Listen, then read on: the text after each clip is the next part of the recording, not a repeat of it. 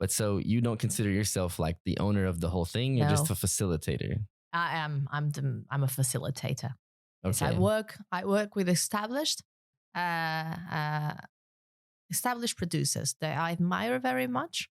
Not only for their family history, they're mostly fourth, fifth, sixth generation vineyards. So they are family affairs. They know very much not only the land, but also the culture, the soil, and the people.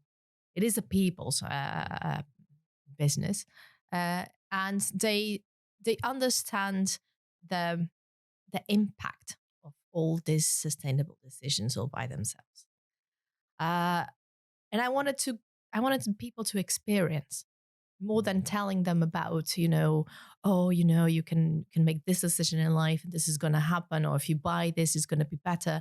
Organic wine is so much better. Sustainable wine is so much better. It's all fine, but what if they experience it? Hmm. Okay.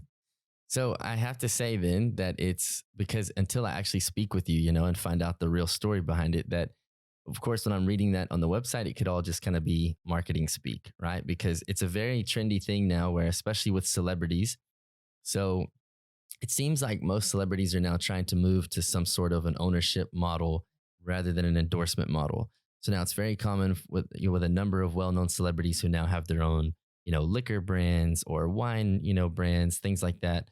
And it seems, it used to be back in the day that clothing brands was kind of common for, mogul types. And so I think that with a lot of these celebrities, they're basically, just putting their name on something, and maybe they'll have some good story about, I'm a big tequila fan. So I tried all the tequilas and made sure that it was exactly right. So it could be, that when I'm reading this website, that that's kind of the trend that you're, taking No. advantage of. And then, of course, like you said, sustainability is so trendy that, of course, if you say some stuff here about sustainability, now you've got the best of both worlds. But it sounds like you actually do really, care and have this other motive of the success of these local people, who, like you say, their families have been in it for years. They really care about it and understand it. And so that seems also part of your priority here. It is the priority. The sustainability of the sustainability part of the business is actually where everything started. Mm. So I have this background, and I'm an environmental engineer, and I worked, I don't know, 17 plus years, a lot of them in consulting, different countries, with either climate change, sustainability, biodiversity, um, natural capital, all those things. Some of them already buzzwords, some others will become, hopefully. And I do come from a winemaking culture as well. My grandfather made wine. I grew up there making wine from, I don't know, 3 year old, 4 year old, running around, stumping grapes. In Portugal. Yes, in Portugal. I'm Portuguese. And then I somehow fell back in love with that later in life. And I was visiting all these wineries. I did some studies as well. I did WSET, some winemaking studies and things like that. I tend to go deep in all my interests, and I need to understand how things work. And then I really wanted to bring these two worlds together. So, but I don't. Storytelling sells. I understand that, but it is very important for me if you want to change the way people view the world or understand their consumption or the experience of life. You actually have to make them feel. Mm. And this is why, for me, wine was such a beautiful way, a carrier of these notions of doing well. Drink good, do good. Mm. Because Drink good, do good. it's like music. Mm. Music makes you experience things that sometimes you either you're formatted by society or formatted by your own mind. You don't see them in different angles. Music allows you to tap into these feelings and sensations that you get to analyze later in your own mind. Wine also allows for that.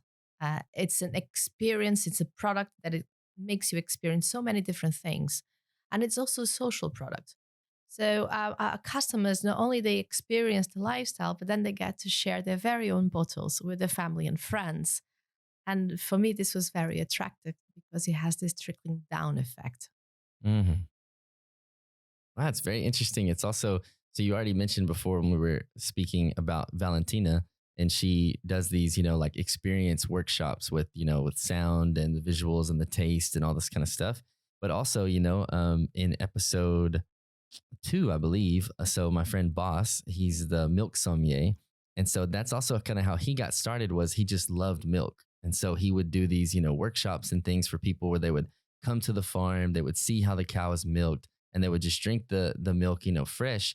And it was all about the experience of being able to see like how the soil and the grass that this cow eats, and where it's raised and how it's fed and the climate there and all these things. And it was just kind of how that appreciation for the experience actually leads them to uh, care more about sustainability and care more about the farm and the animals and things like that. And his whole kind of, what he advocates for when he talked about like the food, supply system and things like that is people are so far removed from the actual process of how their food is made. And if they actually experience it, it's just better for everybody because that's the way that they actually learn. So it's so interesting to hear you, from the, and so he's the milk sommelier and now you're with wine. It's interesting to hear you also talk about using this experience to teach people about sustainability in a real way and not just, on paper. Well, then it's no longer a word. Then it's part of your journey. It's part of your life. And I think one of the main goals was that people would no longer see them as removed from the system, the ecosystem of making wine or milk or potatoes. But once you see yourself as being part of it, then you see the links between you and the things you consume in a very different way. And and then in a very pleasurable way with wine. Yeah, definitely. Yeah. Anytime you can add alcohol, it makes it a little bit. There's alcohol in it.